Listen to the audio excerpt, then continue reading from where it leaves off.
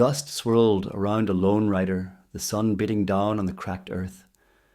Jedediah squinted, his weathered face etched with worry. His prize horse, a magnificent mare named Star, limped badly beside him. One moment she was a blur of power and grace. The next she stumbled, a cry of pain tearing through the quiet afternoon. Jedediah had tried everything. He'd splinted her leg, whispered reassurances, and searched for familiar trails back home. But Star, usually so steady, seemed to be pulling him in a different direction. She'd nudged his hand, her soft eyes pleading, then turned her head towards a dense, overgrown thicket on the canyon's edge. Jedediah hesitated. He knew these lands, had ridden them for 50 years, but this part, it felt different, untouched, wild. Star nudged him again, a desperate, insistent pressure that left no room for doubt. He had to trust her. The thicket was a wall of thorns and tangled branches. Jedediah dismounted, Star nudging him forward with every step. They pushed through, branches snagging at their clothes, the air growing heavy and still. It felt like stepping into another world, a place time had forgotten. Sunlight struggled to pierce the thick canopy above, casting long, eerie shadows. As they broke free from the last of the thorns, Jedediah stopped, his breath catching in his throat. Before them lay a valley, unlike anything he had ever seen. It wasn't just the sheer, unexpected openness after the dense thicket. It was the vibrant, impossible green. Lush grass carpeted the valley floor, dotted with wild flowers of every imaginable color, their petals shimmering like jewels. A crystal-clear stream meandered through the heart of it, its waters singing a soft melodic tune as they tumbled over smooth grey stones. Towering cliffs, draped in moss and ancient vines, rose on all sides, forming a natural, impenetrable fortress. Birds with feathers like rainbows flitted between trees that seemed impossibly old, their leaves a vibrant, unheard-of hue. The air itself felt different, clean, pure, and alive with a gentle humming energy. It was a paradise, hidden from the world, a secret whispered only to the wind. But Star wasn't looking at the beauty. She was limping, her eyes fixed on something further within the valley. Jedediah's gaze followed hers, and his heart began to pound with a new kind of dread. Star stumbled again, her injured leg buckling. Jedediah rushed to her side, his hands checking her wound. It was deep, bleeding more than he'd liked. But it wasn't just the injury that concerned him now. Star was looking past him, towards a cluster of large, weathered rocks near the stream. She whinnied softly, a low, mournful sound that sent a shiver down Jedediah's spine. He followed her gaze. At first, he saw nothing but shadow and stone. Then his eyes adjusted and he saw it. A shape, a small, still shape, half hidden by the tall grass. It was too small to be an animal he recognized. As he slowly approached, Star nudging him forward with every step, the shape resolved itself. It was a child. A small boy, no older than 4 or 5, curled up at the base of the rocks, his face buried in his arms.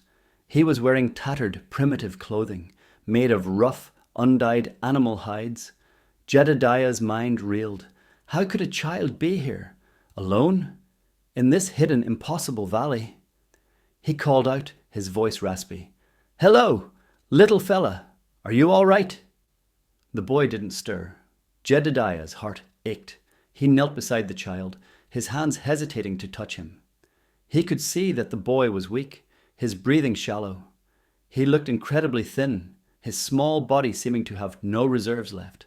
His skin was pale, and there were scratches on his face and arms, signs of a struggle, of being lost and alone for a long time. Jedediah's gaze went back to Star. She stood patiently, her injured leg propped at an awkward angle, her large dark eyes fixed on the boy with an almost maternal concern.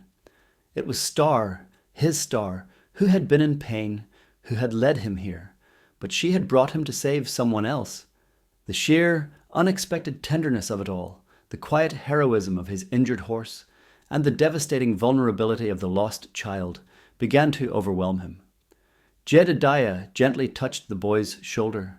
The child flinched, then slowly, hesitantly, looked up. His eyes, large and a startling shade of blue, were filled with a profound fear, but also a glimmer of hope. He looked at Jedediah, then at Star, his gaze lingering on the injured mare. Jedediah spoke softly, his voice filled with a warmth he hadn't realized he possessed. "It's okay, son. We're here now. We're going to help you." He reached into his saddlebag, pulling out a waterskin and a small piece of dried jerky. He offered them to the boy, who looked at them with a mixture of hunger and apprehension. Slowly, tentatively, he reached out and took the waterskin, his small hands trembling. He took a long, slow sip, his eyes closing in relief. Then he carefully unwrapped the jerky, taking small bites, savoring each one. Jedediah watched him, his own throat tight with emotion. He noticed a small, intricately carved wooden bird clutched in the boy's hand. It looked old, worn smooth by constant touch. It was the only toy, the only sign of childhood in this stark forgotten place. The boy, sensing Jedediah's gaze, tightened his grip on the bird, a flicker of possessiveness mixed with his fear. Jedediah didn't press. He just sat there, a silent, steady presence, letting the boy feel safe. Star, meanwhile, had moved closer, her head lowered gently towards the boy. She nudged his hand with her soft muzzle, a silent offering of comfort. The boy surprisingly reached out and tentatively stroked Star's face. He whispered something, in a language Jedediah didn't understand, a series of soft, melodic sounds. Star responded with a low, rumbling nicker, as if she understood. It was a moment of pure, unexpected connection. A silent understanding passing between the injured horse, the lost child, and the bewildered rancher. Jedediah felt a lump form in his throat. He had ridden into this valley expecting to find a solution for his horse, a way back to familiar ground. He had found something far more profound, something that shook him to his core. The boy, slowly regaining some strength, began to communicate with gestures and the few words Jedediah could understand from his simple dialect. He pointed to himself, saying, "Kai." Jedediah nodded. "Kai, I'm Jedediah, and this is Star." Kai looked at Star, his eyes wide with wonder. He reached out again, his touch bolder now, stroking her mane, her flank. He mimed walking, then stumbling, then falling. He pointed to his leg, then to Star's. It was clear. Kai had also been injured, and he had been alone for a long time. Jedediah looked around the valley with new eyes. It was beautiful, yes, but it was also a trap. How had a child ended up here, and why was it so hidden? He scanned the sheer cliffs that surrounded them, searching for any sign of a path, any break in the rock face. There was nothing. It was as if the valley had been designed to keep its inhabitants in, and the outside world out. He noticed Kai watching him, his blue eyes filled with a question Jedediah couldn't answer. Jedediah knelt beside the boy again. "Kai!" he said, trying to keep his voice calm. "Did anyone else come here? Did you come with someone?" Kai shook his head, his small brow furrowed. He pointed to the wooden bird, then to the sky, then made a swooping motion with his hand. Jedediah's heart sank. It sounded like he had arrived here alone, perhaps through some accident. The implication was terrifying. He looked at Star again. She was still favoring her leg, but she seemed more alert, more present, as if the discovery of Kai had given her a new purpose. Jedediah knew he couldn't leave Kai here, but how could he get him out? And how could he help Star? He made a decision. "All right, Kai," Jedediah said, his voice firm. "We're going to get you home, and we're going to get Star better too." He carefully helped Kai to his feet. The boy stumbled, leaning heavily on Jedediah. Jedediah gently lifted Kai onto Star's back, positioning him carefully in front of his own saddle. Star, despite her injury, stood steady, seeming to understand the importance of her role. She nudged Kai softly, a reassuring gesture. Jedediah mounted behind the boy, his arm wrapped securely around Kai's small waist. He looked at the wooden bird in Kai's hand. "That's a very special bird," Jedediah said. Kai nodded, hugging it tighter. Jedediah took a deep breath. The journey out was going to be difficult, especially with an injured horse and a young child. But looking at Kai's trusting face and feeling Star's steady presence beneath him, he knew he had to try. He nudged Star gently. "Let's go, girl," he murmured. "Let's get out of here." The journey back through the thicket was even more arduous. Star's limp was pronounced, each step a visible effort. Kai, perched precariously in front of Jedediah, occasionally whimpered, not from pain, but from the jarring motion and the uncertainty of it all. Jedediah kept up a steady stream of quiet reassurances, his voice a low rumble against the rustling leaves and Star's labored breathing. He pointed out unusual birds, mimicked animal sounds, anything to distract the boy from their difficult passage. Kai, though weary, seemed to be drawing strength from Jedediah's calm demeanor and Star's gentle presence. He would reach out and pat Star's neck, his small hand a comforting weight. Jedediah found himself marveling at the bond forming between them, a silent understanding forged in shared adversity. He kept scanning the dense foliage, searching for any sign that might indicate how Kai had arrived in the valley, or if there was another way out. But the thicket seemed impenetrable, a solid wall of green. As they finally broke free of the thorns and into the familiar harsh sunlight of the open range, Jedediah felt a surge of relief, quickly followed by a fresh wave of worry. They were out of the hidden valley, but they were still miles from his ranch, and Star was in no condition for a long ride. Jedediah dismounted near a small rocky outcrop that offered a little shade. He helped Kai down, then gently eased Star to the ground. She lay down with a soft groan, her injured leg extended awkwardly. Jedediah examined her wound again. It was clean, but deep and clearly painful. He knew she needed rest, and more than just the rudimentary care he could offer on the trail.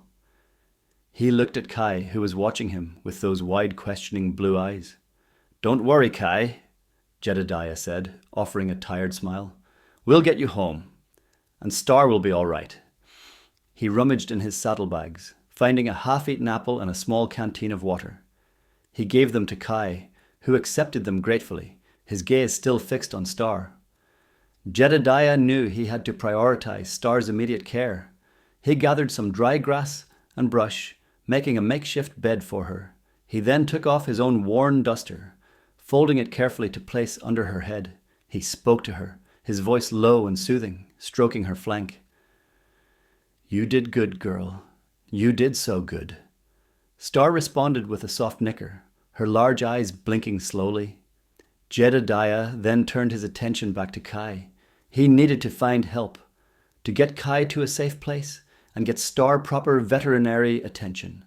But his ranch was still hours away, and he couldn't leave Kai alone, nor could he safely transport both the boy and his injured horse without further risking Star's condition.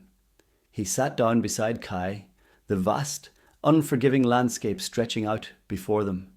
He felt the weight of responsibility settle heavily on his shoulders. He had stumbled upon a miracle, a hidden paradise, and a lost child. Now, he had to figure out how to bring them both back to the world and how to heal the wounds that had brought them together. He looked at Kai's small hand, still clutching the wooden bird. He looked at Star, resting quietly, her breathing slow and steady. He looked toward the distant horizon where his familiar world lay. The journey had just begun, and the hardest part, he suspected, was yet to come. As Jedediah sat contemplating their next move, Kai began to stir. He pointed towards the direction they had come from, his brow furrowed. He then held up his wooden bird and made a series of soft cooing sounds, mimicking a dove.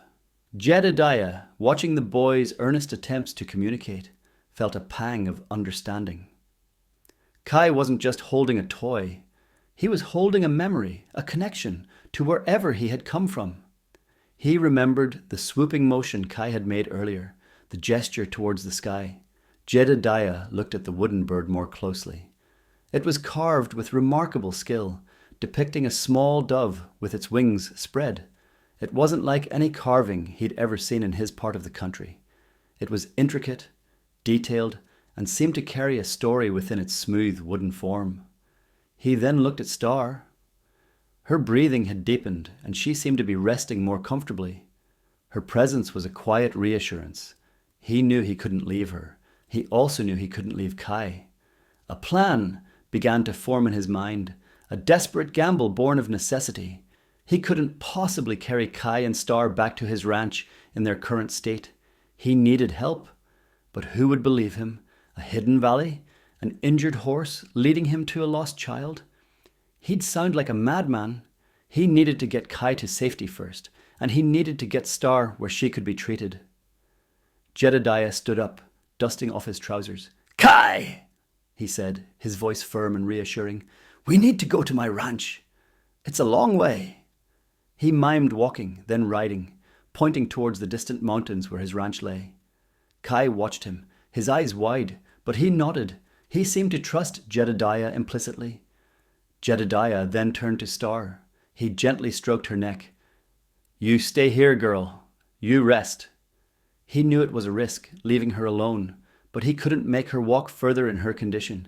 He would have to come back for her. He then turned his attention to Kai. He took off his canteen and gave it to Kai. "Drink," he said, gesturing. He then removed a small pouch of dried fruit and nuts from his saddlebag and offered it to the boy. "Eat this. It will give you strength."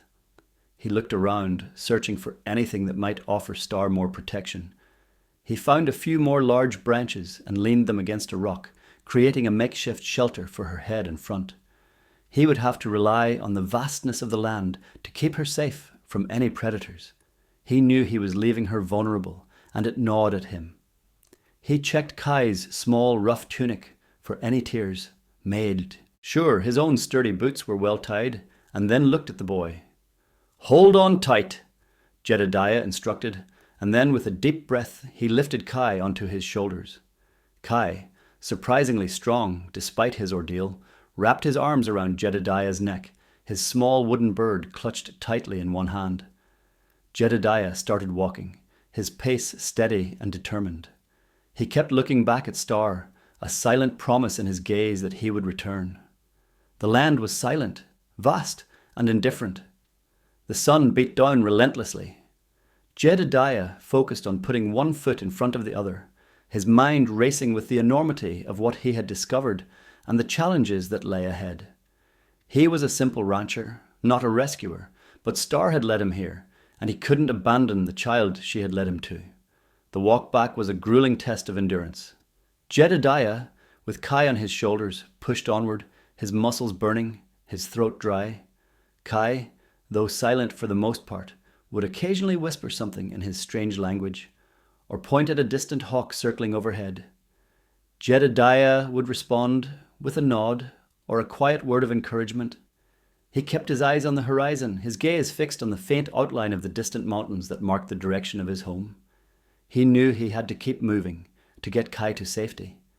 As they walked, he replayed the events of the day in his mind. Star, his proud, strong mare, injured and in pain, had deliberately guided him away from the familiar, towards the unknown. She had nudged him, pleaded with him, her instincts driving her towards a desperate need he couldn't comprehend until he saw Kai. And then, in the heart of that hidden, untouched valley, she had shown a quiet tenderness towards the lost child, a bond that transcended species. It was more than just instinct, it felt like purpose. Jedediah, a man of the land, a man who understood the language of animals through years of observation, felt a profound sense of awe.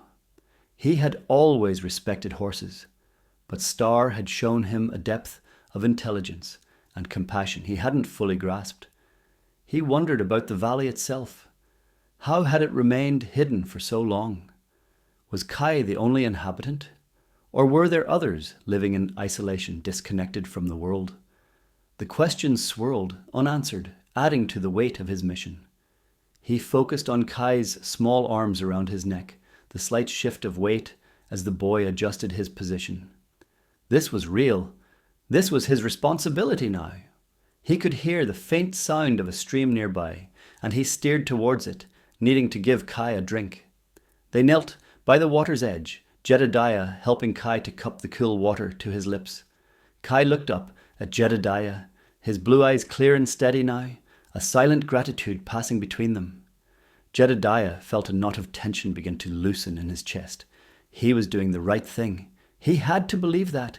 He had to get them both back. After quenching their thirst, Jedediah continued his arduous journey. The sun was beginning to dip towards the horizon, painting the sky in hues of orange and purple. The air grew cooler, but the fatigue was setting in, heavy and deep. Kai, sensing Jedediah's struggle, had become quieter, his small body resting more heavily against his rescuer. Jedediah kept a steady pace, though his legs ached and his shoulders burned under Kai's weight. He was pushing himself to his absolute limit, driven by the image of Star, alone and injured, and the innocent trust in Kai's eyes. He finally crested a low ridge, and below him, in the distance, he could see the faint lights of his ranch. A wave of relief washed over him, so potent it almost brought him to his knees. He was close. He was almost home. He could almost taste the cool water from his own well, feel the worn comfort of his own porch, but he still had to get Kai there safely. He started down the slope, his pace quickening, his hope renewed. Kai, sensing the change, let out a small excited sound. He pointed towards the lights, his voice a soft whisper. Home? Jedediah smiled, a genuine, heartfelt smile that crinkled the corners of his eyes. Yes, Kai? He said, his voice raspy with emotion. Almost home. He knew he had a lot of explaining to do. He knew people would be worried, but for now, all that mattered was reaching the safety of his ranch and ensuring Kai was cared for. He thought of Star again, her bravery, her inexplicable act of leading him to the lost child. He knew he had to go back for her as soon as he could manage it. He would bring her home, too. He would make sure his extraordinary mare, who had shown him the depths of animal compassion, received the best care possible. The journey had been long, and it had revealed wonders and hardships he could never have imagined. But it had also shown him the resilience of the human and animal spirit, and the power of an unexpected connection. As Jedediah approached his ranch house, his wife Martha rushed out, her face a mask of worry that instantly transformed into relief. Jedediah, where have you been? We were so worried. Her eyes fell on Kai, perched on Jedediah's shoulders, and her expression shifted to one of shock and concern. Who is this, Jedediah? Jedediah gently lowered Kai to the ground, his legs trembling with exhaustion. He managed a weak smile. Martha, he said, his voice thick with weariness and emotion. I have a story to tell you, a long story, about a horse, a hidden valley, and this little boy. Kai, sensing the warmth and safety of the house, looked around, his blue eyes taking in the familiar surroundings of Jedediah's ranch. He still clutched his wooden bird.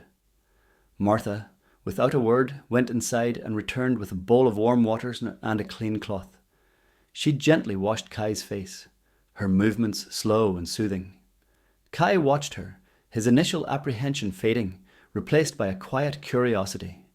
Jedediah, leaning against the porch, railing, began to speak, recounting the unbelievable events of the day. He told her about Star's injury, about her persistent leading him towards the overgrown thicket, about the impossible beauty of the hidden valley, and the heartbreaking sight of Kai, alone and weak. He spoke of Star's gentle nature towards the boy, and his own decision to leave her resting while he brought Kai to safety. Martha listened, her eyes wide, her hand occasionally reaching out to touch Kai's small arm. She looked at Jedediah, seeing the raw emotion etched on his face, the deep impact of his discovery. When he finished, a profound silence settled over them. The magnitude of the situation, the sheer improbability of it all, hung in the air. Martha looked at Kai, then at Jedediah. "You did the right thing, Jedediah," she said softly, her voice filled with unwavering support. "We'll take care of this boy, and tomorrow, first thing, we'll go back for your horse." Jedediah nodded, his gaze drifting towards the darkening sky. He was exhausted, but a sense of profound peace had settled over him. He had followed his horse's lead, and it had led him to a lost soul and an unimaginable place. He looked at Kai, who was now watching Martha with a newfound curiosity, a flicker of belonging in his gaze. The journey had been incredibly difficult, but it had led them here to a place of safety and kindness.